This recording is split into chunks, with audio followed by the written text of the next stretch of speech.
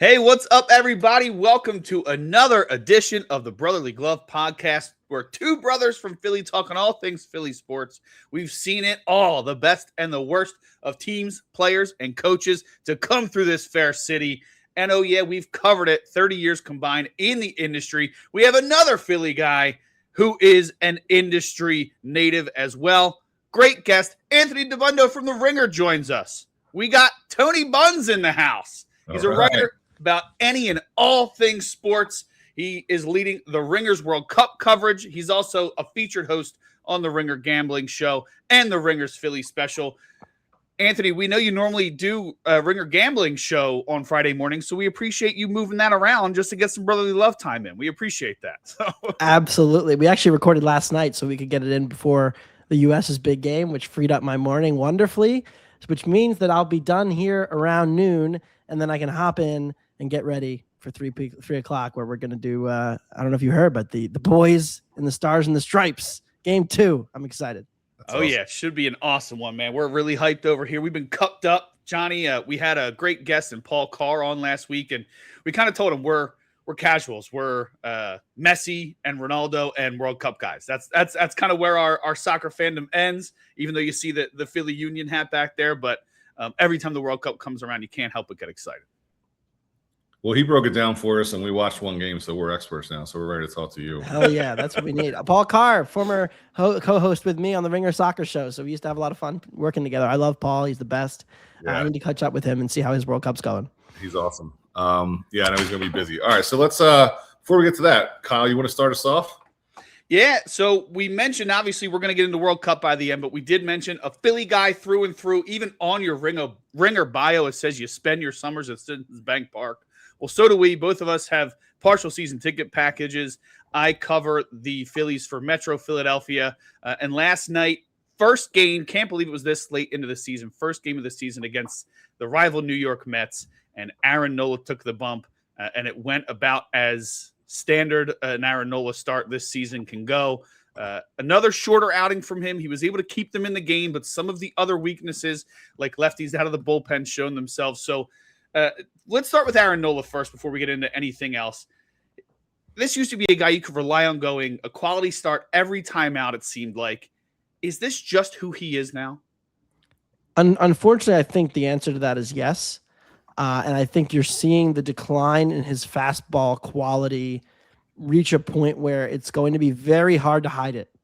And he's trying to hide it, right? He's throwing the fastball 6-7% less than he did last year. He's throwing the curveball more. He's trying to mix in the sinker more. He's using the changeup. He's got the cutter. Like, he's trying different things, but nothing has really come to fruition in terms of being able to actually hide it. And as a result, you're sitting here like, oh, this is not good. This is not very fun. His fastball this year, 406 batting average against, 828 slug against. My goodness. Wow. So, and that's the homer problem. It's getting hit harder. He's not getting the number of whiffs that he did. He's not getting the same number of putaways that he did. Like, all of it is just kind of flat. And even though the velo's not down, the stuff is down on it. So you're looking around like, okay, can't sneak that fastball by anybody. What are you as a pitcher? You can't just spam curveballs all night. So explain that for me, when the fastball velo is the same, but the fastball quality is not. What's the difference there when you're still throwing just as hard? I think the command's been worse. I think that's been noticeable. Like, he's been middle with it more often than not. When you think of peak Nola, you think of him dotting corners. Yep. You think of that little fastball that runs in on the lefties and the little, front door fastball. You think of pitches that he's been able to jam up righties with consistently and get weak contact. He's just not getting that anymore. He's leaving too much over the plate and getting squared up. And I think that's been one of the main differences. It hasn't been quite as much ride as he's had in the past, but overall it's pretty close to what we're used to seeing. Again, I really just think the command has been a step worse, a step or two, honestly, worse. So then a guy like him who's always had an incredible curveball and changeup, like, how come he can't rely on that? Or what is it that those aren't? You mentioned not being able to hide the fastball with those other pitches. Like, how does that all connect when a guy's got great pitches, secondary stuff? Yeah, I mean, I think, like, you can have a knuckle curve and a changeup, but you need an initial primary offering to get people off of that pitch. And so, like, you look at the knuckle curve this year, right? 207 batting average against, pretty good. 351 slug, like you'll take that. Even the changeup this year, batters are only hitting 129 against it. Like, it has not been a pitch that has been effectively crushed. But the sinker he has used a good bit on righties, and it's been pretty effective on the righties. The lefties, though, opposite-handed sinkers do tend to get hit pretty hard. So he really doesn't have an obvious answer for the lefties. And I don't think it's a surprise that his two of his best starts of the season were against the Padres, who, one, are a bad offense, but two, don't have a lot of lefties. So when you're able to load up lefties against Nola, it's just a really tough struggle, because how does he get ahead in the count to get you to that knuckleball, to get you to, or knuckle curve, to get you to that change up, to get you to those chase pitches that he wants? That is a hard thing to work with, especially since Nola was so used to, like, I'm thinking 2022, 2023, when he was better, he would give up homers, right? The homers were always there, right, but he was so good otherwise. He would just go first pitch fastball, and occasionally he'd get jumped, but he would get ahead so often. But now he's not getting ahead as often because the command isn't as good, and he's getting hit harder when he's in the zone. So all of it's concerning to me. And I'm a Nola guy. You guys know I love Aaron Nola. I've been a fan. He's my favorite Philly, and it's tough to see. There was a theory, and I even heard Caleb Cotham talk about it and JT talk about it a little bit, where they wanted to maybe work backwards a little bit. Like you said, you see the uptick in the off-speed pitches, especially that curveball. But when that's been your put-away pitch for so long, and the changeup has always played off the fastball, like, he's never had high velo, but the changeup was so effective because it played off the movement of the fastball. Well, when you're leading with those pitches and you still can't locate the fastball, what are you finishing a guy with, even if you get ahead? Even in that 3-start stretch where it was the two Padres starts and another one where he didn't walk anybody, he was getting ahead plenty, and he was still getting hit hard. It just feels like he's not inducing weak contact at all. So when he catches the zone, it's just like, as you mentioned, it's way too much of the zone being caught with those pitches, regardless of what pitch it is. These are major league hitters. It doesn't matter how good that curveball is. If it's not Clayton Kershaw's in his prime, it's probably going to get hit by a good hitter regardless. Yeah, and he's underperformed his metrics too, but this is a career worst in strikeout minus walk rate. So the lowest strikeout rate he's shown in any full season is this year, and it's the highest walk rate he's shown since 2019.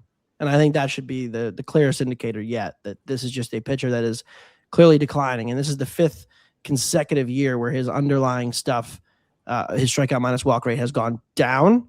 And that, to me, is the biggest red flag for Nola long term. The home runs keep going up, and the K minus walk keeps going down, and you're left with just a diminished pitcher. I always thought the fans were too hard on him. The media in this city was too hard on him in 2022, 3, 4 even. And now it's just too hard to defend him. He's become a worse pitcher in the last 2 years. Well, there's only 4 years left for $25 million a year, so hopefully we can get through it. So let's move to another guy, Andrew Painter. Also, he pitched the night before, and again, it didn't go well for him. Phillies one of their top prospects for the last couple of years, finally made it to the major leagues. What Kyle and I talked about in the preseason or in the offseason previewing was we need to expect patience, because they don't really have, whether it's by choice or not, they didn't have a lot of options. So like we said, no matter how it goes, you have to give guys some runway when they're young like that. But he's going to make 10 or 12 starts before anything gets done. So he made 12 starts, 14 appearances with a couple of those piggyback kind of things. Kyle was at the game, worked it on Wednesday, wrote an article about Painter right when he was sent down. Kyle, what did you see when you were there, and what was the feeling around the ballpark that day? Yeah, pretty quickly. I mean, obviously he only lasted 2 innings, so his whole day was quick, but pretty quickly into the outing, just you felt the tension across the crowd. And even in the press box, people were like, man, just this guy can't seem to get out of his own way. And that happens a lot when you're 23 years old and your name isn't Paul Skeens, right? It's kind of unrealistic to expect every 23-year-old to be stellar the second they walk into a major league field. But the thing that's plagued him is 97 is commonplace up here, so he can throw hard, but if he's not locating it, which has been the big problem for him both last year in AAA and so far this year, it's going to get hit. Kind of similar to what we said about Nola, right? It doesn't matter if your pitchers are catching too much of the zone, it doesn't matter. And Caleb Cotham, in a recent interview with Scott Lauber of the Inquirer, mentioned that his problem is that he keeps going up with the fastball. If he can't locate it down, then you're never going to surprise somebody with up. And if they get used to seeing it up, even if they take it, or even if you're catching the edges, when you don't catch the edge, it's going to get hit hard. And you saw that all day on Wednesday. The first 4 balls put in play were all over 90 miles an hour exit velo. And then when he started inducing weaker contact later, more because he was wild, not because he was hitting the edges, the balls were still falling in place. I mean, the last single that he gave up was a 47-mile-an-hour dribbler down the third baseline, but he threw 4 pitches up in the zone, had thrown the fastball up all day, and then the only fastball he throws in that at bat, trying to get away from him, is like 2.5 ball lengths above the zone on when I looked on MLB.com, and the hitter was ready for it. So he seems to not be able to do what he wants with that fastball. And just like we talked about with Nola, if you can't set people up with that fastball, they're going to spit on those other pitches. And that's just what's happening with him. And it's kind of no surprise for a 23-year-old who didn't have success against the highest level of minor league competition last year. You know, I know that everybody was excited about him at 19 years old, and he has the injury. Everybody reacts differently to that injury. He comes back and was not good against the highest competition he had ever faced. He didn't pitch in AAA before. So, Anthony, I'll pose the question to you. Yes, it's disappointing to see him go down, but he's still young. But should we be surprised by these results based on what we saw last year? No, quite frankly, no. And this was the ongoing debate through all of spring in Phillies Twitter, Nerd Twitter, Analytics Twitter, the media, etc., the fan base. The Phillies were confident that there was something with the arm slot that was impacting him last year that was hurting the ride on the fastball. And it became the whole debate. And Sheil and I did a good bit on this on our Philly special pod, where we were like, okay, yeah, he had a great 1, 2, 3 inning, but like, what did the analytics say about the fastball? Is the fastball back to what it should be? No, has been the consistent answer has been no. It's shown a little flash, but nothing consistent. And if you go look, and I'll tell you a funny story. So the Phillies played Tuesday night, right? They blew out the Marlins. And I grabbed a beer after the game with my friend Jack McMullen, who was the radio guy for the Marlins. And we're sitting at the bar, and he got texted the lineup for the Wednesday game.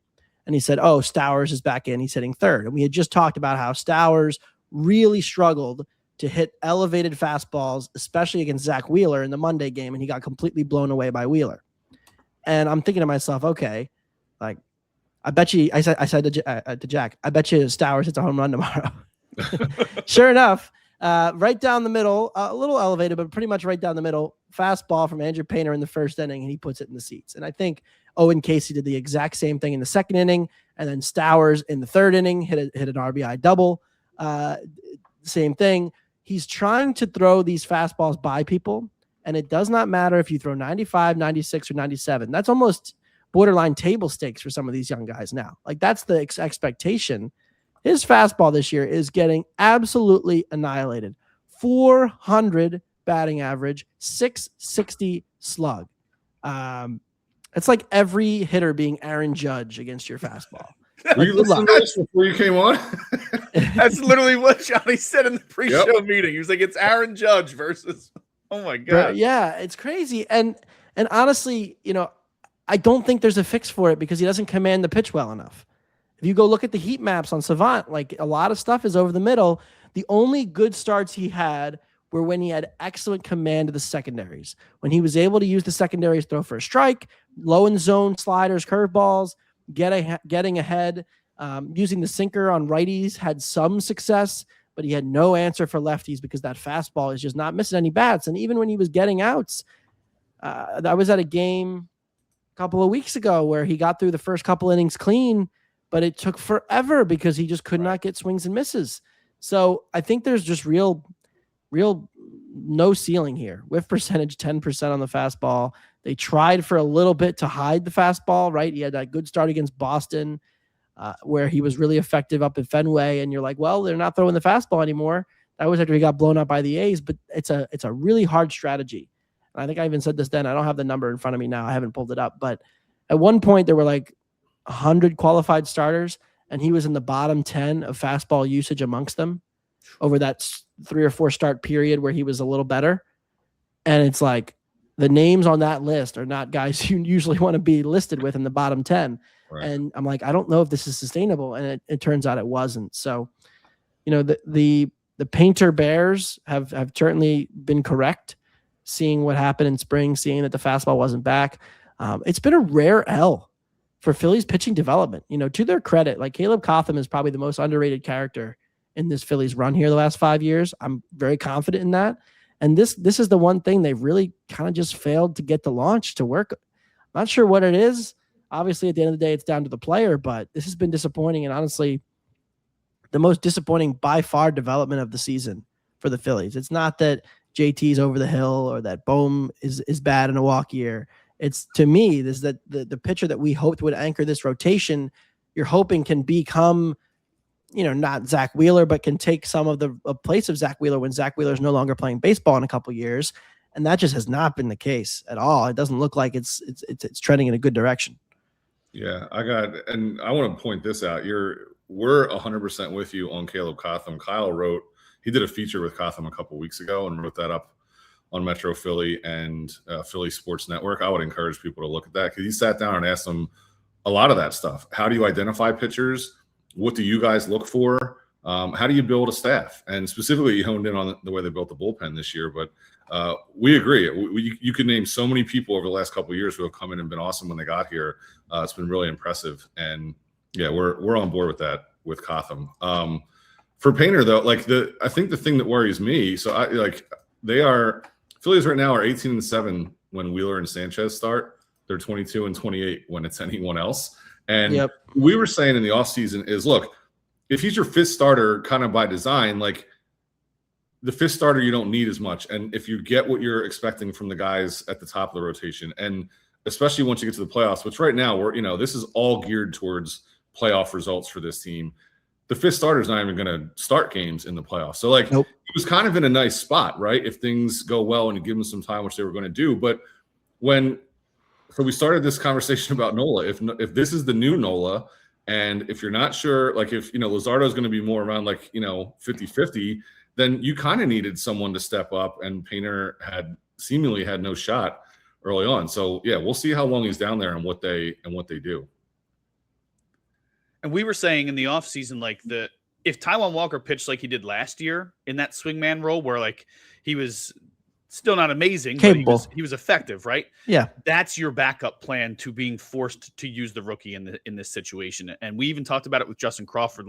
It's great that they felt confident enough to bring up a youth movement, but it didn't feel like, or let me rephrase, it felt like it was out of necessity, as opposed to both of these guys are 100% ready. And that is a flaw in their system, right? They've been so bad at developing talent overall, it seems like, or at least getting them to the major leagues in their uniform, that it's when you need to rely on them, even if they're as hyped as both of those guys were, you can find yourself in a situation where one guy's hitting 200 over the last 6 weeks and the other guy's getting sent down to AAA. Yeah, I hate to be the Grinch, and when we did the preseason pods, and I was just like, I don't like either guy this year that much, and I'm hoping that I'm wrong, but I think that there's real holes for both players. These are not your consensus top 10 league wide prospect players that everybody just expects to walk into the league, right? People have had very differing views on Crawford. I think even within the organization, there are very differing views on Crawford, and I think the Bears have probably been closer to right. He's had his moments. He's a good April, but May and June have not been great. I don't think he's right now looks to me like a hitter who's developing anything. I think he's surviving, but I think they need to focus on the developing because the swing needs to be fixed. He has lowered the ground ball rate. He's down around 58% now. So I guess that's better, but the results have not followed. And I don't think that it's even easy to do that at 58. You got to be around 54, 55 before we start having a real conversation here. So it's disappointing because also you throw in, I think the undercurrent of this whole thing too is that Miller has not played baseball this year. So you're like, right. Well, these were our three guys. These were the three guys who we didn't want to put chips in. Dombrowski said we want to keep these three guys as much as possible, and they have largely been zeros for the Phillies. Not zero. That's harsh on Crawford, but largely been ineffective in the major leagues or not played in the minors in the case of Miller. Yeah, and that balance of it seems like if things were going better with others. To me, that's the issue here is that other guys are making this a problem. Like if the 9-hitter is developing on the job, and if the fifth starter is developing on the job, if everybody else is doing their job effectively, it's not going to be such a glaring hole, right? You can let those guys work through things. But when they only have 3 people with a 300 on base percentage, then the whole thing looks bad. And you're hoping someone will step up. We know, some guys have been better the last month or so. It's just been weird because I think even though Kyle's right, they didn't have a clear answer if something didn't work out. It almost felt like necessity. But they should have been in a good spot if others performed up to their talent level. And that's part of the bigger issue is that it's being compounded by other guys not playing well too. So now that we've mentioned all that, so assuming no more big injuries, we Garcia's out. Yeah, the Phillies are still a good team. I know it's been kind of tough 20 minutes. I mean, we've just been killing this team. They've been winning every series.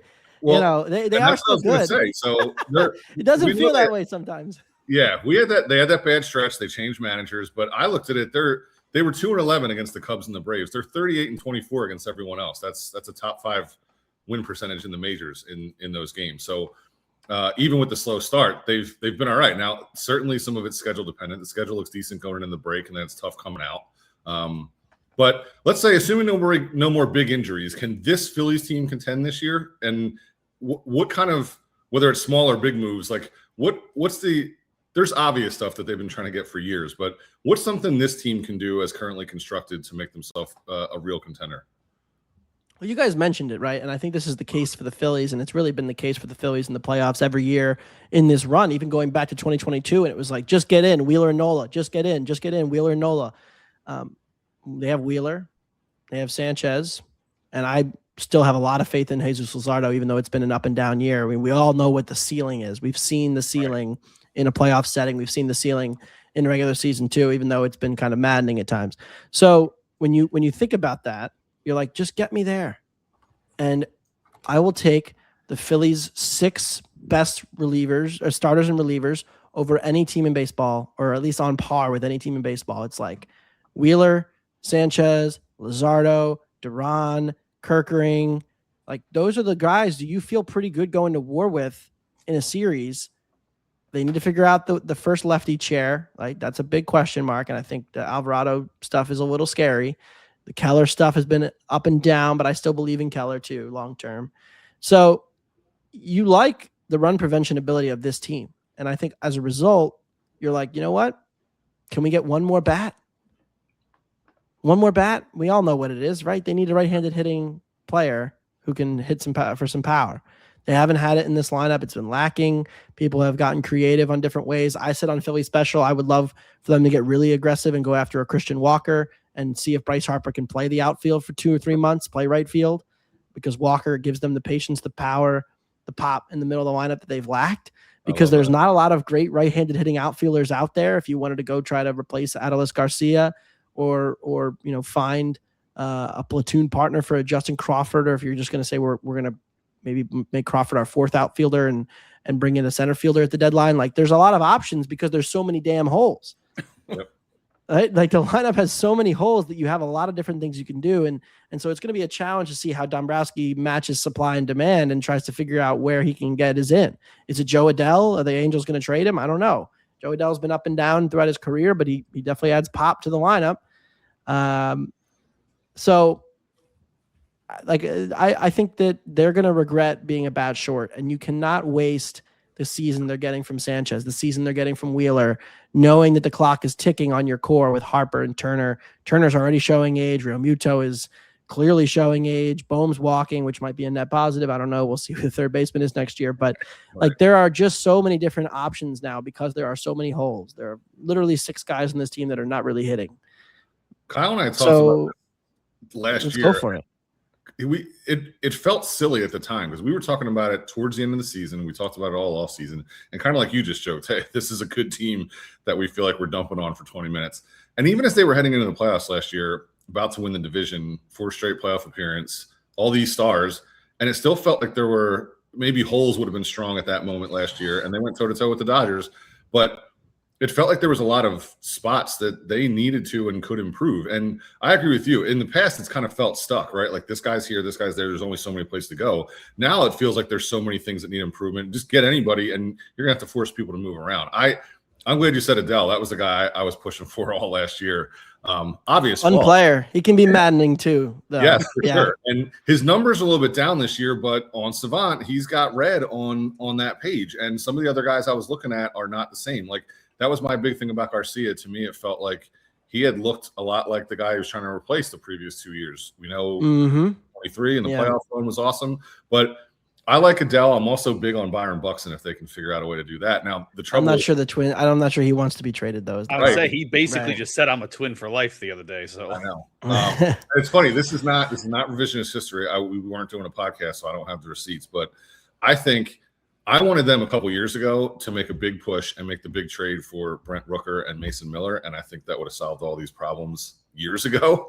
And of course, it's easy to say now. I mean, they would have had to give it up. They would have had to have given up a lot, but they probably would have had to trade some of the guys we talked about who are struggling right now and not expectations. So yeah, the Rooker thing always came down to the defense, right? Like, because he's pretty much a DH, but. I mean, I would love to have Brent Rooker, but wasn't it right after he had that huge series in Philly? Like, he hit like 4 homers. Yes, everybody was like, keep him here. He looked like Babe Ruth, yeah. It was like 18-2 in the last game, something crazy in the final day. Yeah, and I love the A's now too. Like, they're a fun team to watch, despite their owner being a cheapskate. Like, they're entertaining. And then Miller obviously goes for DeVries, which, you know, he would have gone for less than DeVries if the Phillies made offers the year before, but we'll see. What are your guys' thoughts on last trade target idea for me? Because he's a very different hitter this year than he was last year. But Taylor Ward, a huge slug last season for the Angels. 475 slug, a career year at the plate, 36 homers, 31 doubles. Almost the exact opposite this year, but a 394 on base. I mean, I know that they have Harper and Schwarber in the middle who can slug. Would that be a solution? A guy who can get on base and maybe they feel a little more comfortable moving Turner down if his struggles continue, or is it like, give me somebody who hits? I know you mentioned Christian Walker, but give me somebody who can put the ball out of the ballpark behind those two lefties. Yeah, he's lost bat speed this year. That would scare me a little bit. 32, he's lost the bat speed. I also do wonder, though, that park is just tough. It's really tough to be a pulled fly ball guy. And usually Ward is the kind of hitter who would age into, okay, I'm really patient. I'm really selective. I have a good eye. I take my walks. And then when I get my swings off, I'm going for my A swing pull power. And he's not always been like a heavy pull guy, but like, that's the kind of thing that you would age into as you get older. But you can't do that in Baltimore. That left field is just going to kill you. And so he hasn't really had the power this year. Again, the bat speed's not great. That would scare me quite a bit, but the eye is good. The guy takes a great at bat, man. He's hit for better average this year. I mean, he would be an upgrade over what they have now in right field. Right. A clear upgrade. And Baltimore's kind of in the middle, where they're not dying to buy at the current moment. I can't imagine they would push chips in 6 games under 500. So they're probably going to be sellers. And then we'll see. But ultimately, Ward is probably the name that I think makes the most sense in terms of fit, need, and ability to get without giving up a lot. Yep. What is his contract? Is he a 1 year? I think he's 1 year, yeah. 12 mil for this year. Yeah, so he's the exact kind of player that a lot of teams are going to want. So it's not just going to be the Phillies. May end up being an overpay just because there's a big market. Because there's a lot of demand, yeah. Right. I agree. I like one of those other names better, but I would take Taylor Ward. I mean, 394. Yeah. That would lead this team. The Phillies don't get on base. They need to get on base. I'll tell you what. Make him the leadoff hitter. 100%. Make him the leadoff hitter. How long were the Phillies running out of leadoff hitter with a 2? And now they're back to doing it with a 280 on base percentage. Yeah. I would take Taylor Ward in a heartbeat, especially because he's more gettable than those other guys. Yeah, I mean, honestly, you could do a leadoff platoon. I wouldn't even hate it. Like, if you're facing a righty, put Marsh in there, maybe, or if it's a lefty, put Ward up there. He plays right field. It deepens the lineup a little bit. Yeah, I also Maybe think he just bats cleanup. I don't know, but I would want him in front of Turner. Put Turner fourth. Screw it. Yep, I agree. And if I would also be okay with, depending on who they get. I think Brandon Marsh can move around, and you could put him in right field if you have like a left field only. Put Ward in left. Yeah, there's a lot of options. I think it makes a lot of sense. So does Adele. Adele would be a perfect cleanup hitter. Just free swing, baby. 100%. Hit for some power. And with the big on base guys in front of him, let it rip. I'm glad you brought up Brandon Marsh. Last Phillies question. Do you think Marsh is going to win the MVP award unanimously, or do you think Shohei Ohtani is going to get a couple votes? It's so funny. They should give – I've said this now for a while, that they need to invent a new award for anybody who's in the Ohtani league should be eligible for a second award. Agreed. The human MVP award. Yeah. Because it's a shame that guys like a Schwarber can have the season they have and they just have no chance of winning MVP. Like you're not really playing in the same field. It's like a different pool. You know, he's swimming in a different ocean than you are, and it's impossible to beat him. So unless he gets hurt. So look, I love Brandon Marsh. I've always been a Brandon Marsh fan. I was high on him as a pro. Like I've always believed. I never gave up. I didn't think he could hit lefties like he has this year. That has surprised me. I didn't think he had this in him, but I'm so happy for Marsh because he's really been such a needed part of this team. And honestly, when you think back at the Dombrowski tenure, I would argue the best move he made was that trade. Yeah. Yeah, definitely. It's worked out beautifully. And Kyle, you're down at the ballpark. You're in the locker room. Like there's a lot of, he's not the leader. They've got some really big personalities and really, big performers, but Marsh is kind of like I don't want to say glue, but he's got like stickiness to him, right? Like he, among all the players, like he provides some stickiness, doesn't he? Yeah, and it's funny. I was working on I haven't put it together yet, but I'm working on a feature on him right now because I had a great conversation with Kyle Schwarber about him, and he said that to watch him mature from the guy who was a sponge and just wanted to learn from all the guys like he was referring to himself and Castellanos and Harper, to now he is becoming that leader, both emotionally and when it comes to the actual work for the younger guys like Crawford and Rincones. And he's like, just seeing that you need a guy like that who's just willing to put his arm around somebody and be like, don't worry, we got you. And I know that vibes is an overused thing, especially because Garrett Stubbs is in the locker room, but there is an important level of like, he just brings a positive energy every single day to the ballpark. And whether it's, he knows what buttons to push with everybody. You see it when he's interacting with guys. Some guys he's sitting there talking about the work. Some guys he's getting them to loosen up during BP. They did bunting practice the other day and it turned into a party. Guys were taking turns at first, and then Marsh just got in the infield and him and Sosa started joking around. And I looked down for a minute. When I looked back up, there were 7 guys in the infield with bats waiting for their turn, just joking around and hitting balls away as they were peppered towards them. That all started because he felt like the team needed energy. And it's something that it feels like the core started to grow out of a little bit. There was a lot of like, where's the energy from the 21-22 group? It feels like Harper and Schwarber started to get a little too old to be the fun guys.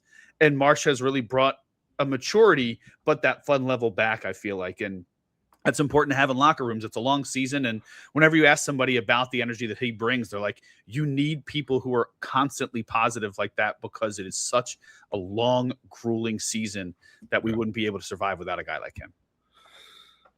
All right, let's talk about the big event going on in Philly this weekend. The World Cup is here. We know, so we're a week and a half in. And Tony Buns, we know you're leading the World Cup coverage for the Ringer. You're all over the World Cup. So Team USA plays today. Brazil plays in Philly today, and France plays in Philly on Monday. So there's a lot for Philly soccer fans to think about. Let's start with this. Have you been to any games yet? Are you going to any of the games in Philadelphia? Yeah, so I was at the opener for the United States out at SoFi against the Paraguayans, which was my first ever World Cup game. My first time ever seeing the U.S. score in person. I went to a game. They lost 2-0 against Korea last fall. So it was good to see, and honestly, good undersells it. It was amazing to see the United States put together that performance in front of that crowd on that night in that game. I have no words. I was bullish on the U.S. I tried to make the case for why I thought this team was underrated. In my wildest dreams, I did not think it would go that well. I did not think they would dominate Paraguay like they did. I thought it would be a grinded out kind of game, and it turned out they grinded them in the dust. So the United States like completely demolition one-way trafficked it. And now, I mean, what could possibly go wrong from here? Oh, well, Pulisic's hurt, so that's tough. But other than that, we got another game today and Turkey next week, and they're going to be in the knockouts. And the draw, like Belgium is the one team I've been watching most closely in terms of like just watching for the U.S. because they are still the most likely round of 16 opponent if the U.S. gets there. And I was not overly impressed with their performance against Egypt in the opener. They drew 1-1. They struggled to create chances. They looked unathletic in midfield. So all of a sudden you're like, all right, like is quarterfinals on the table for the United States?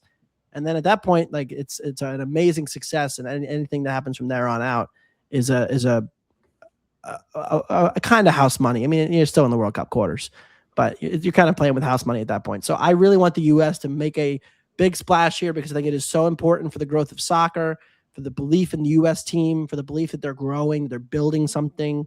They have a deeper team, they have talent, and it's huge for these guys because these guys have been dubbed the golden generation, not by themselves, by everybody else. Yep. They've largely underperformed that moniker for various reasons, many of them being injuries. And for them to have this moment on home soil when the whole country is bought in and you feel the fever around, it's amazing. And in Philly, we don't get to see the U.S., but the Ecuadorians were awesome last weekend. Yeah. The Brazilians are in full force this week. I know the French will be in town, the Croatians and the Ghanaians at the end of next week. And then potentially, I don't know if you guys know this, but July 4th, right? We've got this game in Philly. If the chalk holds, it will be France versus Germany. Wow. So France will be back to play Germany in like what will be to that point the biggest game of the World Cup. So I'm super excited and hoping we get that. I think the Germans have a couple tough games coming up here first, but it's going to be really interesting to see how the city just completely goes soccer crazy. It's so awesome seeing the shots of the Reading Terminal and down at Stateside Live and all those other places too. Are you going to get to any of those games in Philly? I will be there on the 4th. Awesome. Yeah. July 4th. I'll be there for that game. France, Germany will be huge.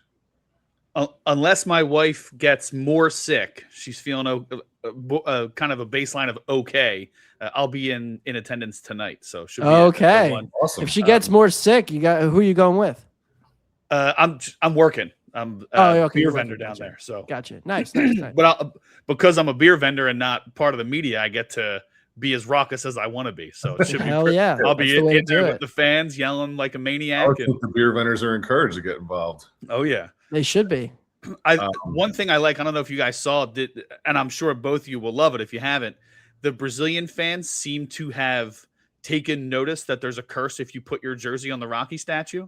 Uh-huh. So they all went and celebrated on the Art Museum steps, Johnny, if you haven't seen it. And they had guys acting like security holding up signs saying, do not touch the Rocky statue. Wow. They roped it off, right? They put out like ropes. Yeah.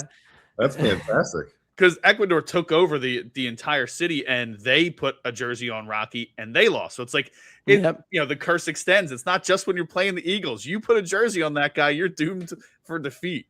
So, Anthony, you kind of mentioned it, but did your expectations change based on the results last week for Team USA? Yes, I do think so. I think the ceiling is higher than I thought it was. I would have still had them entering this tournament a tier below Belgium, the Netherlands, Morocco, Ecuador, kind of that second group. So like you have the big seven. By the odds makers, there's a big seven now. I am pretty down on Brazil and Portugal coming into this tournament relatively, but still felt like those seven are the teams that are almost certainly going to be one of them that wins it. Then there's your second tier. Like I said, Belgium, Netherlands, Ecuador, Morocco, Norway. I had the U.S. below them in that third tier. I now think it's very easy to make the case based on how good the midfield looked, based on how incredible Balogun looked, that they should be in that tier with the next teams, the second tier. And maybe you could throw Ivory Coast in there as well, based on how impressive Yan Diomande was, the star man for the Ivorians, just incredible against Ecuador. So, you're throwing them in the mix as well. Senegal maybe dropping down. Didn't love their performance against France. But, you're sitting here like, can they win the World Cup? No, probably not. Because they'd have to win like 3 straight games against teams in that top tier. And that's just really, really, really hard to do. But can they make a quarter? Could they pull an upset? Yeah. Would they even be a huge upset if they played Belgium at home in a round of 16, I think they'd be like a toss-up, honestly, at this point. Yeah. Maybe if not a little bit of a favorite. So I think the U.S. has clearly established themselves and deserved the upgrade that they got. And now I'm excited to see kind of like, can they replicate it? We have Anthony Dabbundo on from The Ringer. We read your article about the biggest World Cup questions after the first round of games, and you just mentioned him, Diamande. We asked Paul Carr last week when we had him on about who was going to be the breakout star, and he actually mentioned Flo Balogun, who obviously broke out for the U.S. in Game 1. You are asking, is he going to be the next global soccer superstar? Is he the guy who you think people are going to pay attention to after the World Cup? I mean, obviously an impressive game in the first one and plenty of time left. But and if not just him, who else is on your radar as far as guys who are going to have a nice global imprint after the World Cup? I'll put it in perspective. There was a report that came out this week that Jan Diamande was offered, a team offered $100 million to buy Jan Diamande from RB Leipzig. And Leipzig said that's not enough. Oh, man. So he's 19 years old. And when you have, I mean, look, like a winger with his dribbling ability, they only come around every once in a while, right? Plenty of guys can dribble, but very few of them lead to shots from those dribbles. And his ability to just beat a man in space, get in crosses, attack the penalty area, get shots, it's all, the whole package is there. He didn't score, right? And Mbappe and Messi and Haaland and Kane, those are established global superstars. They take all the oxygen. But I thought Diamande was as good as any player who stepped on a pitch in the first week of the tournament. And what he did to Ecuador, who is the, one of the best defenses in the world. They only give up 5 goals in qualifying out of 18 matches against Argentina, Colombia, all the South African teams, American teams. They're really good defensively, and he made them look bad in various occasions, and they had no answer for him. So Diamande, he's going to play another game in Philly. He wrote a beautiful tribute in the Players Tribune, which I recommend everybody go read as well, about his sister. He's just a really likable character. And this Ivorian team is really likable and really underrated. And I'm glad they're in Philly. They're getting to play 2 of their games here. They could, if they upset Germany, which I think they might, wouldn't shock me on Saturday. They could end up being back in Philly in the knockouts as well. So the Ivorians have been a fun team. Everybody knows Ivory Coast, right? Historically from FIFA, the famous orange jerseys, the Drogba, the Gervinho. If you played FIFA growing up, you know Ivory Coast. So I'm happy that they're finally going to probably get out of the group for the first time in their nation's history. Yeah, that's cool. So mention Balogun for more casual fans like us. Paul told us if Balogun's scoring, they're going to be having success, and that's what happened last week. Good take. Yeah. And but for casual fans, it's the goal scorer stands out, right? Who else on this U.S. team either can kind of raise their ceiling, or who played really well that maybe wasn't a goal scorer the other night that is part of these raised expectations for this squad? Yeah, Weston McKennie is somebody who's been very polarizing within the U.S. men's national team kind of general discourse. Some people love him. Some people find him to be inconsistent. He is a very unique player in midfield, because when you think of a midfielder, you think traditionally of like, that guy's great at passing. He's always on the ball. He's running the play. He's running the flow, right? That's what you think of when you think of a traditional great midfielder. That is not Wes McKennie. Wes is in so many ways everything but that. He's great defensively in terms of just pressing, running, showing energy, harrying defenders. He's really good at that part. He is so good at getting forward into the penalty area, using his burst and his leaping ability on headers, on corners, on set pieces. He's very good as a late arriving box player. He is so often a midfielder who very rarely plays in midfield, because he's pressing in one corner, then he's back defending, then he's getting into the penalty area. So he does so many different things that he is not, again, your traditional midfielder. He's not the player who's like, wow, Weston McKennie had 8 passes into the box and he had 98%. That is not Wes. But he is a very effective player in other ways, and it's super impressive to watch. And then Malik Tillman, who was not on the U.S. team in 2022 as a regular. He's now forced his way into the starting lineup, and his energy off the ball is unbelievable. He is the best defensive attacking midfielder I've ever seen, in the sense that his work rate, he wins the ball. If you go look at the extended highlights, there's 2 chances in the second half. They didn't lead to goals, but they led to chances that are solely because Tillman jumped a passing lane or pickpocketed a Paraguayan player on the ball. And those kind of things happen against Germany too. Those little things don't show up in box scores, right? They don't show up in the highlight reels all the time unless it leads to a goal, but it is so important. So Tillman and McKennie, their energy, their pressing, it's what Pochettino demands. It's what he's gotten from them, and it's what's made them so good in these last few matches. And I'm glad that's a great segue to our last question on Team USA. You mentioned the manager, Pochettino. It looks different out there, even to a casual fan. And I mean, if we're trying to digest stuff like we are, read stuff, listen, people are talking a lot about the system and what they're doing differently. Explain to us really quick what he brings to the table that's different about this team. And, these guys you mentioned allows them to flourish and do these things. Yeah, I mean, it's just a manager on the level that we've never had before. And I don't think Berhalter was as bad as everybody else thought he was. I thought Berhalter did a pretty fine job and in a lot of ways above average job, and then maybe stuck around a little too long and things got stale and he probably should have been replaced after the World Cup. But Berhalter, if you were critical of him, it was too structured. It was too like this, we're going to do this, then we're going to do this. And in possession, we have these plans and we're going to maneuver the ball into wide areas so we can get our crosses. It was very much structured to a point where it kind of robs the team of creativity. You watch how different the U.S. is under Pochettino with the free-flowing nature of the midfield, and it's night and day. And the U.S. always had a plan A under Berhalter. With Pochettino, it feels like they have a plan B, a plan C. Like there's just more options. And the joke has been the Pentagon, right? The 5-man, Balogun, Pulisic, then the midfielders, McKennie, Tillman, and Adams, kind of just having the freedom to rotate within one another, change positions, swap, move around, press as a unit, be compact, spread across. Like there's so many different things they can do. But what it has done is it has given McKennie and Tillman especially opportunities to run into the penalty area and take chances in possession. And then Ream and the defenders are playing the balls over the top of the defense, getting it to them, and then they're breaking teams apart doing that. And when you're playing a low defensive block team, right, who is going to put a lot of players compact and just block space, there are 3 ways to beat it. You can go around it, you can go over it, or you can go through it. A lot of times in Berhalter, it was like we go around blocks. That was their plan. And it works sometimes. They're a good soccer team. Other times it didn't. With Pochettino, you feel like they have the other options much more available. Some of that's personnel too. Balogun's awesome. Going through the block, going over the block. If you look at the goals, right? The one was a long ball up to Balogun that he then, bullies the defender. That's over the block. The first one was Pulisic coming from wide. They went around the block and then dribbled through it. And then the second goal, which I thought was the best one they scored, was also going through through a defensive block, right through the gut, like up the middle. And I think seeing their ability to do all of it is what makes them so impressive. That's great.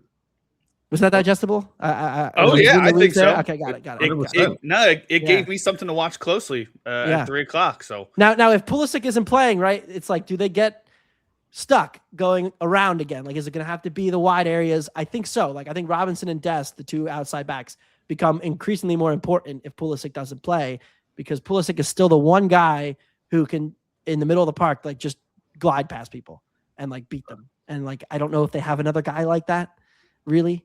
To create chances. So it's going to have to come from Dest and Robinson, I think, today. Well, whether Pulisic plays or not, how we feeling today? We feeling good? Feeling like this should be not an easy dub. I don't think it's going to be easy. For the U.S. I don't think it'll be easy. But then again, I thought they'd win against Paraguay, and I didn't think that'd be easy. I feel the same way about Australia. I think they'll win, but I don't think it'll be easy. The Aussies showed a real strong defensive resolve in the match against Turkey. They were really effective at keeping Turkey at arm's length, just keeping them in the outside of the penalty area, forcing them to go wide over it and over and over and over again. And like, there is a world where the same thing happens to the United States. So I'm not overly excited to see them try to break down a good defensive block without Pulisic, but I think they can do it. I think set pieces become more important. Who takes set pieces is a really interesting question. You would think it'd be Robinson from the left, maybe. Because Pulisic usually takes them. If Berhalter gets in, which he might start, I don't know. Berhalter gets in. Berhalter is the set piece specialist. He is so good. He's not that great as a midfielder, but he's so good on set pieces that becomes an increased avenue for them to score. Chris Richards headers, for example, McKennie headers, if they get into set piece situations. Cool. Well, yeah, lots to watch for today. Yeah, a lot of watch for today. A lot of watch for moving forward. Obviously, we're all excited about the World Cup, and for those who aren't already, what the hell are you doing? So much fun, right? Right. It's great. It's simple. It's easy. It's exciting. It's the best bandwagon sporting event there is. I agree, bar none. So we talked a little bit about what the U.S. team, like what success is for them. Quarters and kind of it's all gravy from there. But taking a step back, who do you think has the best shot, one or two teams, to take this whole thing down? Yeah, so I did a big ranking before the tournament, went through some numbers and was like, all right, what do I think? And I kind of broke them into the 7 contenders. I broke into 3 tiers. Tier 3 is the teams who I think have a lot of talent, but are maybe still trying to figure it out, and I'm a little bit more dubious of them because of that, and they need to show it to me before I believe in them. That was Brazil and Portugal. And honestly, through one match, feel pretty vindicated by those takes. Brazil really struggled with Morocco. Portugal struggled with Congo. There's the Ronaldo situation, which is not going well for Portugal as they're trying to manage the ego of their 41-year-old hero, but also the reality of the fact that he is clearly past it at this point and should be a sub. They're struggling with that, and they're struggling with their wingers and whatnot. So Brazil and Portugal are still in that tier 3 for me. Tier 2 was Germany and Argentina for different reasons. Argentina, because this is an aging squad, and I don't really know how good the attack is. And then Messi goes and scores a hat trick, and you're like, well, maybe Messi will just do that. Right? Maybe he'll just keep cooking, and it'll be like, the attack isn't actually that good, but they have Messi, so they're fine. Germany for the opposite reason. I know they can score. Can they defend? We haven't seen them really get tested yet. I mean, Curacao did create a bunch of good opportunities in the first half. That's a scary thought if you're a German fan, but they haven't played anybody yet. So we're going to see Germany play Ivory Coast on Saturday. I'm excited for that. We'll see them play Ecuador. Those will be tougher tests. They probably will have to play France. They also got screwed on the path, right? They're going to probably have to play France in the round of 16, then maybe the Netherlands in the quarters or the Colombians, and then Spain in the semis. So it's like, man, like if they do that, that's crazy. So I have them and Argentina in like the tier 2. Like you could tell me a story on how they win, but I'm a little bit not sure. Tier 1 are my 3 top teams. I think they're a little better than everybody else. And it's England, France, and Spain. France, I think, has the highest ceiling. Spain has the highest floor. Spain struggled. I mean, the goalie put on a generational performance in the first game, and they didn't have Lamine Yamal, who's their best player, for most of that match. So, like, Spain kind of easing its way in. France, it took them an hour to show up against Senegal. England, a couple cracks early, but then dominated the second half. I think those 3 teams are clearly the most talented, in form, most, especially with Spain and England, better managed than everybody. So I think those 3 teams have the case for, like, it will be one of those 3 when it's all said and done. And honestly, if they all win their group, France and Spain on one half of the bracket, England, Argentina on the other half could be the semifinals. Wow. I have one question about World Cup before we wrap up. How devastating will it be to American egos if England wins the World Cup on American soil? I don't feel like I get it, right? I get it. Yeah. I won't feel that bad. Maybe that's like I happen to not mind the English relative to the other fan bases. I don't have a problem with them, but like, they'll certainly be letting us hear it if they do win it. If football's coming home, I find the song to be cheesy but appealing at the same time. Their fans are amazing. Like seeing their fans do a Dallas takeover and just get absolutely drunk. There's the one fan who's like the woman, the TV reporter, my friend Peyton. She goes, what are your plans for today? He goes, well, I'm going to drink before the game. I'm going to drink during the game, and then I'm going to drink after the game. Like they love this sport, and the Scots too. Like I was in New York on Wednesday, walking down the street, and there were some fans across the street from me, just on like getting ready to cross towards me, and I saw them in their jerseys. So I yelled, "We've got John McGinn," and then they yelled back in unison with their hands up, "Super John McGinn." They started singing the song, right? So that's awesome. The English and the Scottish, they do a really great job of just embracing football, soccer fandom. So I won't be that upset if they win. I find it's a good storyline as long as they don't beat us. Right. That's fine. If we play them and we lose, that's tough. The Scots have put on quite a show in Boston. It's been have been, yeah. And the team got a win. Is better than the next one. They haven't been to the World Cup in 28 years. So it's exciting for nations like that who the expanded format benefits, right? They get an opportunity to get in, play a couple of games, maybe win one, which they did. So, I'm hoping Haiti scores tonight. I want Haiti to get a goal because I don't think they're going to get a win, but I think they can get a goal for sure. And I would love to see that. And I'm rooting for, some of these other minnow nations, because really the group stage now, it's so much just about these smaller countries. It's not as much about the favorites, because all the favorites are going to advance. So we'll worry about them in a week, but let's get the parties going for Curacao and Haiti and Congo and all these other countries that are getting their big wins. All right. So let me ask you one thing separate. We talked Phillies, we talked World Cup. One more question, and we really appreciate you coming on with us. You've been doing this for a bit. Everybody knows where we could find you on the Ringer and Philly Special Pod, Ringer Gambling Show. Kyle and I have done different things over the years. Kyle's writing a lot. We've had opportunities. Let me ask you, what's your either the best piece of writing advice that you've ever gotten, or is there a piece of it, whether you've gotten it or it's something that you've kind of developed and something you share with people? Because I'm sure you get a ton of questions and meet people. Like when you're, especially in today's age, like, newspapers, we grew up on newspapers, not quite the same. So, a lot of the big places that we're used to aren't there.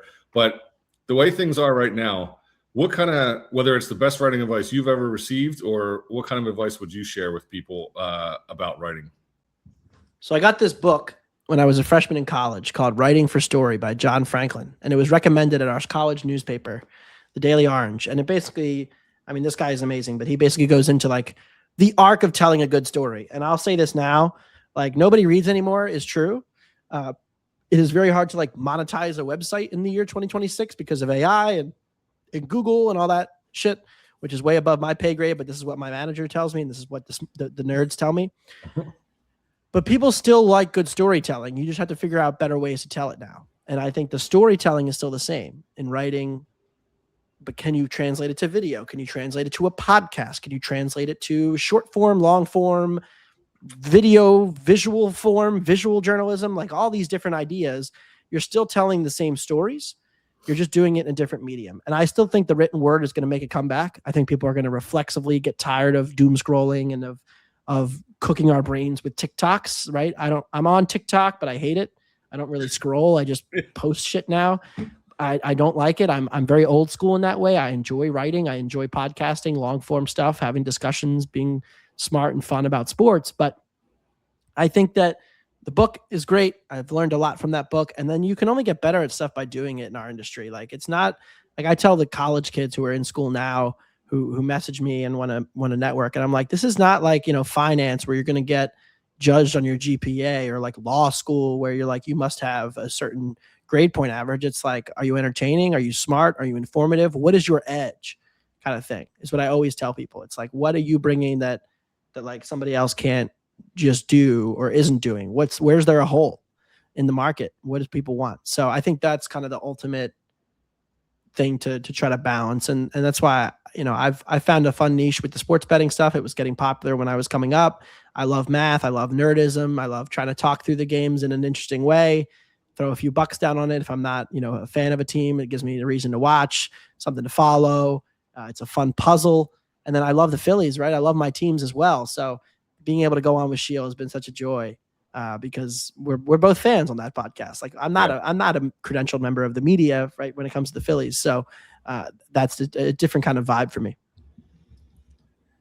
Yeah, it's funny. I love the advice of just doing, right? So many people I know who either were part of a platform that ended because that's just the age that we're in right now. So many platforms come and go. Substack seems to be the place where everybody's going just to, even if it's practice writing. Like I know a lot of young guys who we might not have for Metro the ability to post 100 stories, but 100 stories are being written by those writers every day because they all want to get the practice somewhere, whether it's for us or for their own independent practice and needs. So I love that advice, and I am going to have to invest in that book myself because writing was something that was never necessarily on the roadmap, although I didn't really have a roadmap. But it's one thing that, like, you start writing for a blog, they got bought out by the right company, and all of a sudden you're like, well, I have a credential now. I better learn how to do this the right way, right? So it's kind of And Johnny and I talk about that a lot, like just finding your voice and what makes you a little bit different and what gives you a different perspective. So love the advice, and I'm going to steal some of it and pass it along to people. I'll credit you along the way. But no, that's fine. I steal it from other people all the time, so it's great. Yeah. I mean, ideas and like quotes and advice stuff. I mean, I love just kind of like take from one, give to another, pass it along. It's a good thing to do. Well, we appreciate it, man. And as Johnny mentioned, we appreciate you coming on. I know we took a lot of your day, but I'm going to get off here, get the pot up, and get it locked in for USA before I head down to the link myself. Johnny, any final thoughts before we head out, man? No, man, this is great. We really appreciate you doing this. We had a blast, and let's hope the conversation with the Phillies we can get into some more positives a little earlier next time. Because you're right. There's some things they need to do, but this is still a pretty good team. I think if they do the right things, then we'll be watching the Phillies in October. Atlanta's starting to struggle a little bit. Don't rule out the division. I'm just saying. Only 7 games out. Atlanta's got some lineup issues. I think they're live to make a run, but they got to shore up the back of the rotation. So. Yeah. And then thanks for giving us a bunch of stuff to look for in the World Cup, because like I said, for a casual fan like me, this is such a great bandwagon event, and to have stuff to focus in on, I can't wait. And the excitement around Team USA is awesome, and can't wait to see how far they take this. It sounds like Pulisic is going to be available, is what people are saying here. Hey, so we'll see. There we go. We'll see. All right. Well, you can find him at The Ringer, Anthony Dabbundo, on X at Anthony Dabbundo. He is leading the Ringer's coverage for the World Cup, and obviously you can find him on the Ringer's Philly special podcast. He's also on TikTok, like you said. Yeah, loves TikTok. He's there daily, always interacting with the fans. You can find us on Brotherly Glove Podcast on Instagram, at Bro Glove Podcast on X, on YouTube, wherever you want to find us. For Anthony Dabbundo and Johnny Fisher, it's been a pleasure. I'm Kyle Fisher. We appreciate you guys, and we'll catch you next time here on Brotherly Glove.